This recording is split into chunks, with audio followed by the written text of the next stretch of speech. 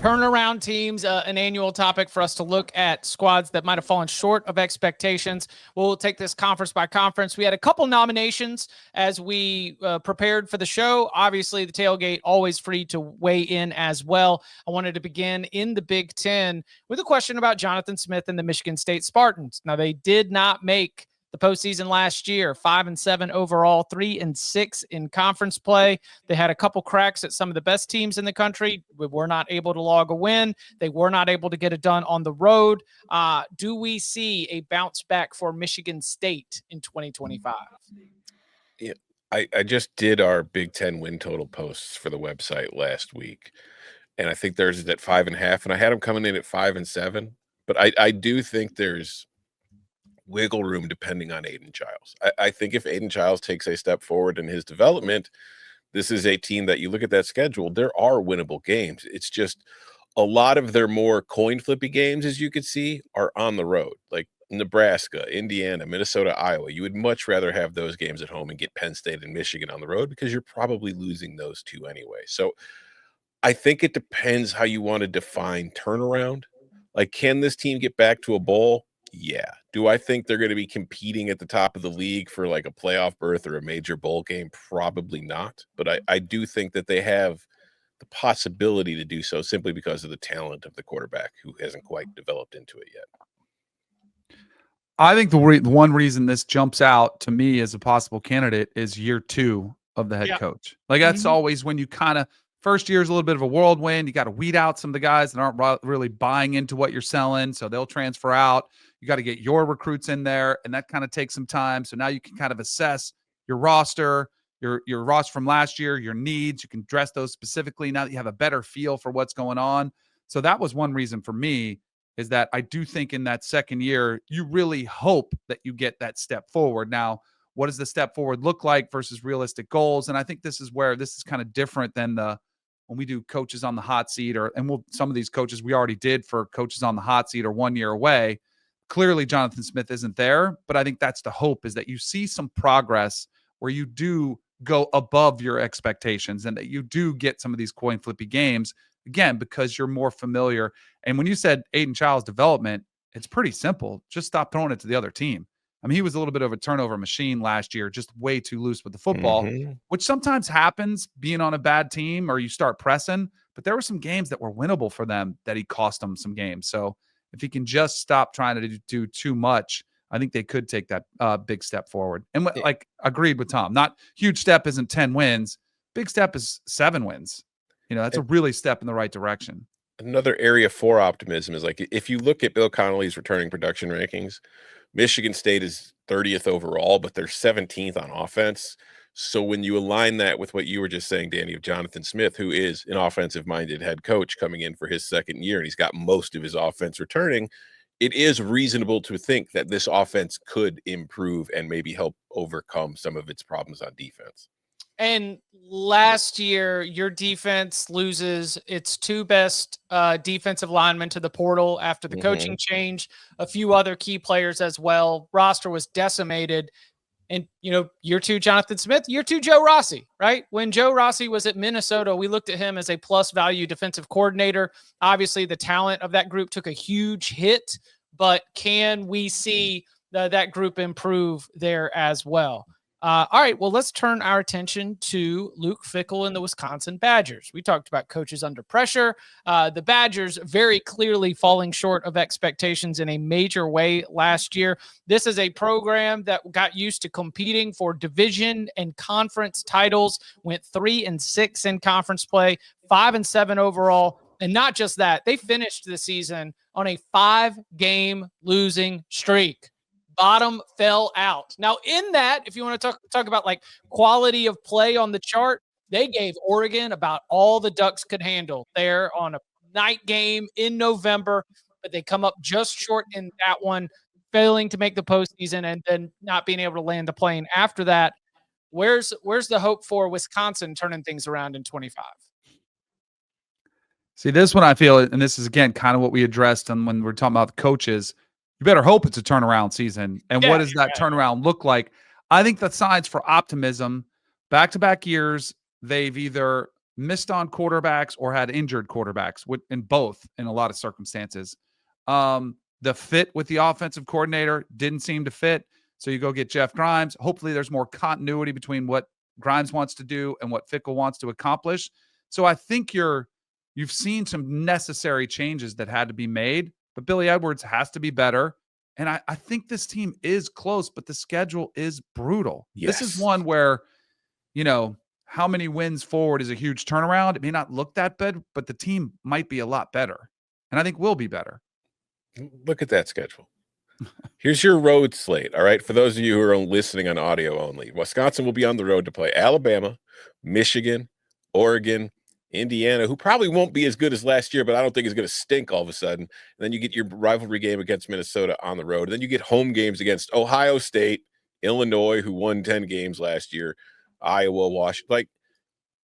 I think Wisconsin could be a better football team in 2025, and I don't think it'll make a damn bit of difference in their record, because I look at it. I think Billy Edwards, he was good at Maryland. I'm not going to call him great, but he was Jag Plussy, and I think that is an upgrade over what you had to deal with after you lost Tyler Van Dyke last year.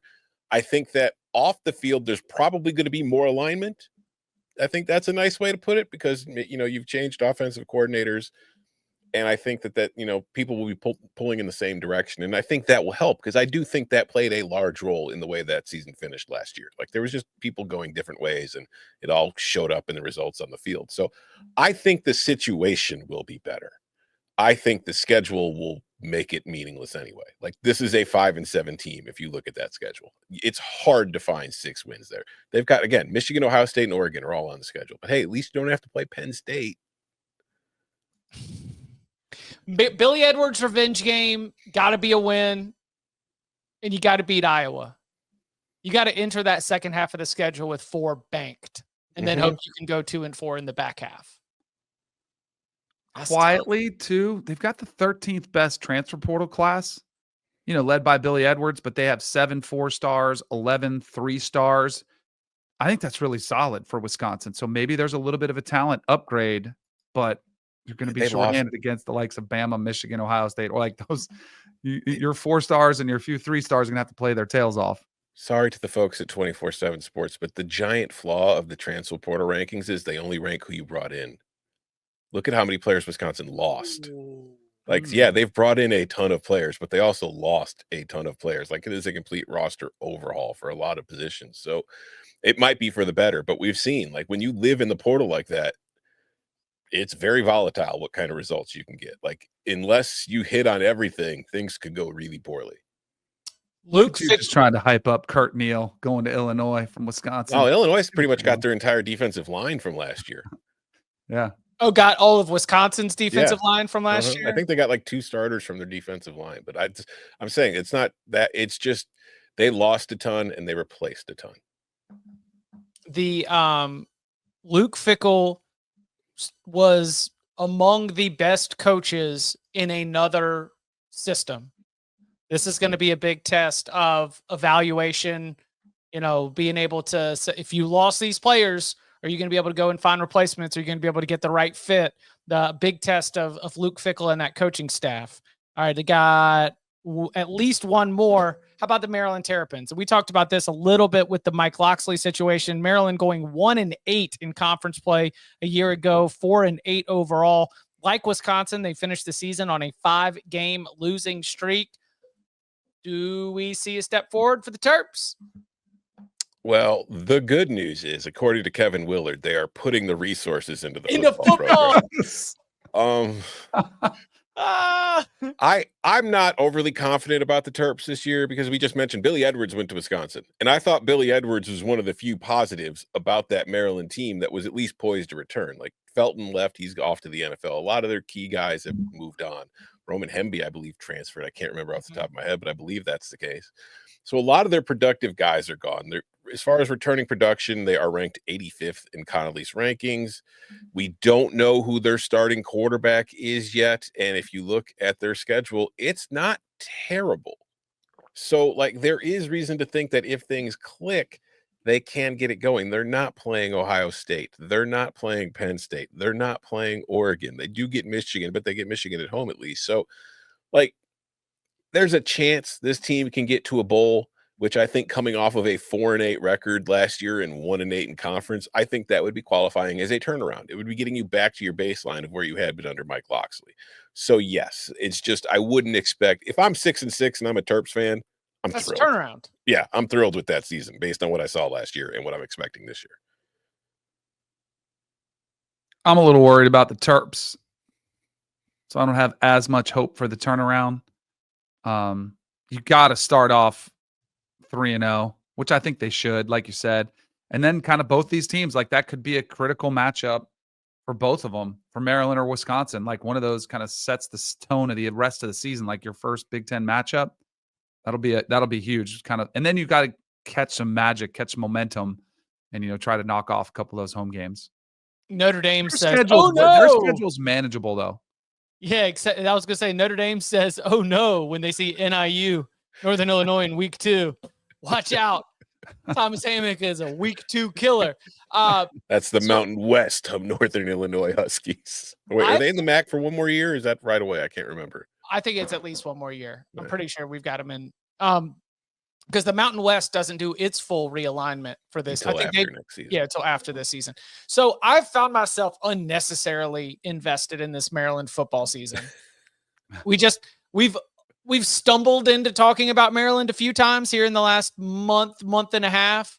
I was looking for quarterback battles to write about in spring practice, and Maryland was one that came up, replacing Billy Edwards.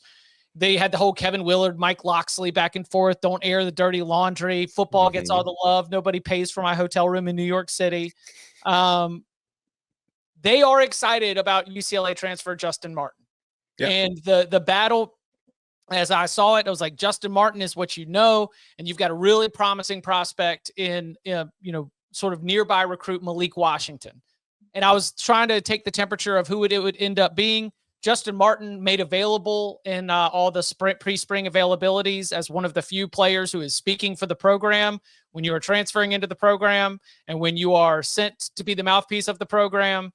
They are not only excited about that, but they are expecting that the 6'4", 220-pound redshirt sophomore is going to be able to step in and be ready to rock. So I think Maryland's success, a lot of it's going to hinge on him being able to carry forward what we saw with Talia, what we saw with Billy Edwards, which is being able to be successful within the structure of that offense, which now includes Pep Hamilton as part of the brain trust. So because I'm unnecessarily invested and we all have our biases, spent too much damn time looking at stuff about this team for them not to be good. Come on, Terps, let's go. I'm a big old turtle. All right. Coming up on the other side, we continue. Oh, any other Big Ten teams that we should keep an eye on? I mean, Northwestern, maybe. Like Purdue, maybe. It's just there's so many factors that we don't know. Like Purdue, I think in Barry Odom's first year, you're just trying to set a foundation. Northwestern, they did get Preston Stone out of the transfer portal at quarterback, which I think gives them a level of competence at that position that they just did not have last year. So that could lead to some better things, but still, I don't expect them to be quite what we consider turnaround. Yeah, I think it's not just had a bad record last year. Are they a turnaround team? I think it needs to be fell short of expectations, and also there is a path or there is reason to believe that you might be able to be coming back.